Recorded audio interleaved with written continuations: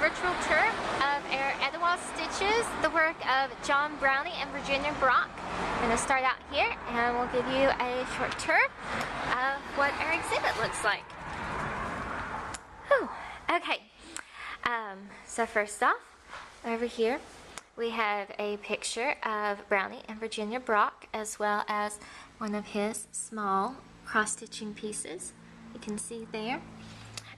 We also have copies of the article about his honored service during World War II and his obituary from an unexpected fatal biking accident with vehicles.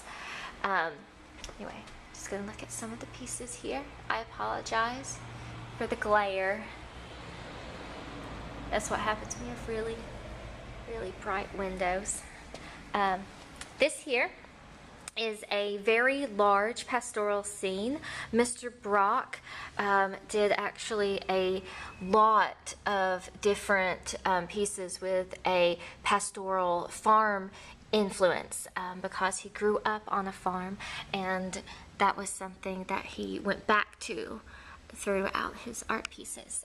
The quilted table runner here was quilted by Virginia Brock.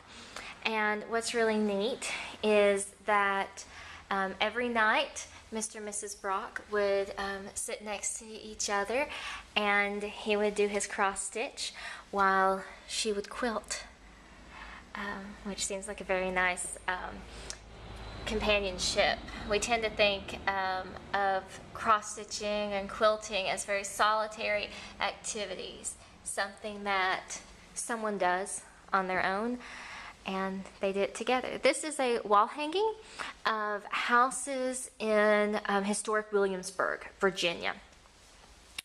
This is the companion piece to the other large pastoral scene that we saw earlier. And as you can see, this is the very complicated cross-stitching pattern that he did it from. And then we have some matching coasters and pot holders that Virginia did. One neat thing about this frame, as well as some of these others that are quite simple, is that Mr. Brock made these frames as well, not just the pieces that are inside of them. We have a set of our main image that we've used as a logo for the exhibit, and its companion piece, which also features, you know, pastoral, quaint image, but these colors are very bright, and you can see there's not automobiles, but certainly vehicles in both of them. Over here in the corner, we have a nice tribute to Mr. Brock with a couple of his cross-stitching pieces, a child's quilt that Virginia did, and a lovely old photo of him along with his American flag that the government sent at his burial. Now, do those in a moment, but I'm going to show over here. What's so incredible about Mr. Brock's work is that his fronts, we see here, are just about as good as his backs. It is very hard to tell the difference between the two, because instead of carrying colors over like most cross stitchers do, because you only see the front, you don't see the back, he would take every single color, and after he had used it in that one area, he would thread it under very lightly, so lightly that you can't even see it in most of these. And that would leave the backs just about as perfect as the fronts. These afghans are set, and Mr. and Mrs. Brock would travel quite often all around the country as well as overseas, and these are the state flowers of some of their favorite states that they visited. We also have some of the prints directions for those. Another really good example of his fine and patient craftsmanship is this lovely winter scene, which a lady who actually suggested Mr. Brock's handicraft to me brought in. As you can see, it's very, very vibrant and specific. And what's neat is she actually had a picture taken of the back of it before she had it framed. And this is the rear. It's just like a reverse image at the front, and it actually captivates me more because the crosses aren't exactly how you expect them, because we're used to looking at the front, not the back. And so you can see, not only was he very skilled and patient with doing these large number of cross stitches, but took the extra time and effort to make them into something special. Have a nice piece that he did for his son. To have a son like you is to have a special dream come true. A nice little cafe piece.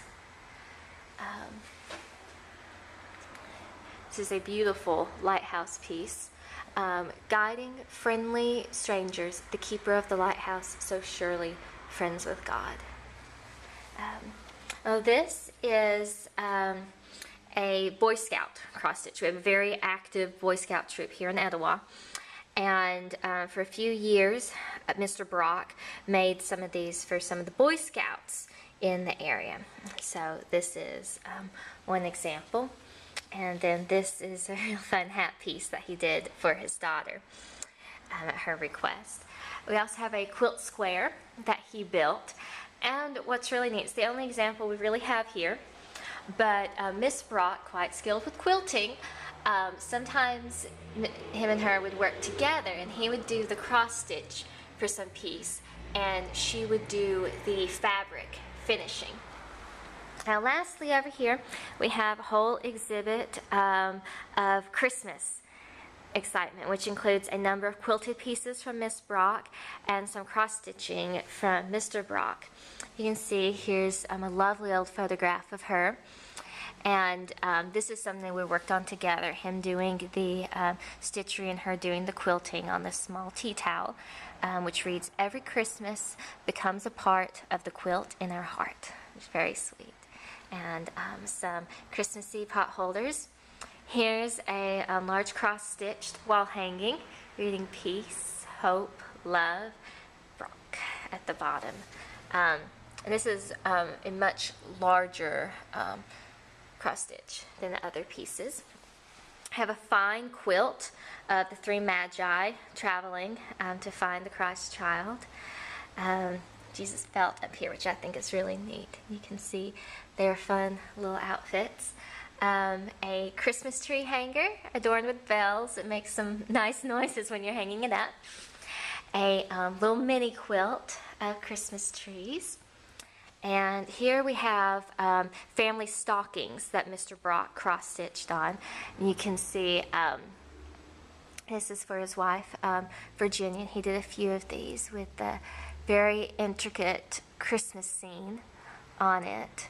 And then stockings for the grandchildren with some playful little kids enjoying their Christmas toys and treats, and little smiles on their faces.